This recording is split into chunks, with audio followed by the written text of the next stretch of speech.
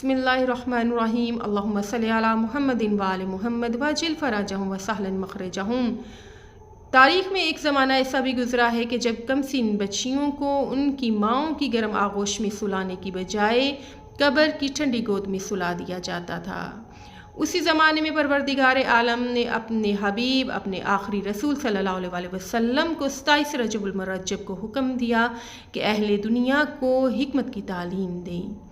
हिकमत की तालीम पैगंबर सल्लल्लाहु अलैहि वसल्लम को देने का हुक्म मिला, यानी 27 रजबुल मुरज्जब वो दिन है कि जिस दिन अक़ल को बेदारी मिली। परवरदिगार का हुक्म पाते ही रसूल पाक सल्लल्लाहु अलैहि वसल्लम ने कार रिसालत को शुरू किया।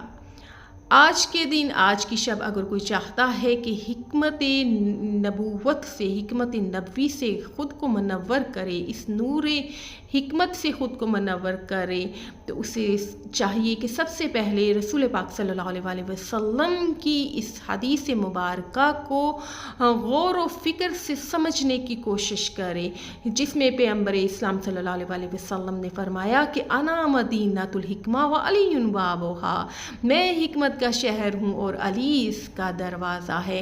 यानी अगर आप हिकमत नबवी से ख़ुद को मनव्वर करना चाहते हैं, अपना तज़किया करना चाहते हैं, ख़ुद को पाकीज़ा करना चाहते हैं, अगर कोई चाहता है कि वादिये तौहीद में दाखिल हो, तो उसे चाहिए कि दरे हिकमत पर पहुँचे, क्योंकि दरे हिकमत ही वो वाहद रास्ता है, वो वाहद मकाम है कि जो शहर हिकमत में इंसान को ले जाता है।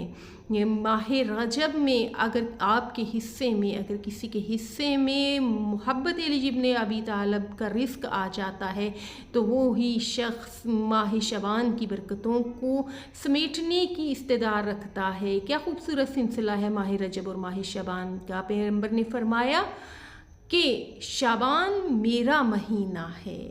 शाबान पैगंबर इस्लाम सल्लल्लाहु अलैहि वसल्लम का महीना है।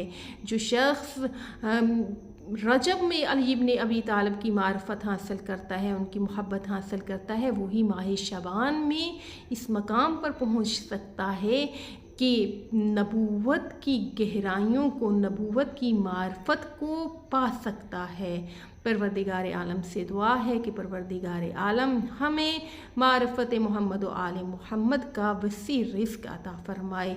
अल्लाहुम्मा सल्लि अला मुहम्मदिन व आले मुहम्मद वाजिल फ़रजहुम व सहलन मखरजहुम।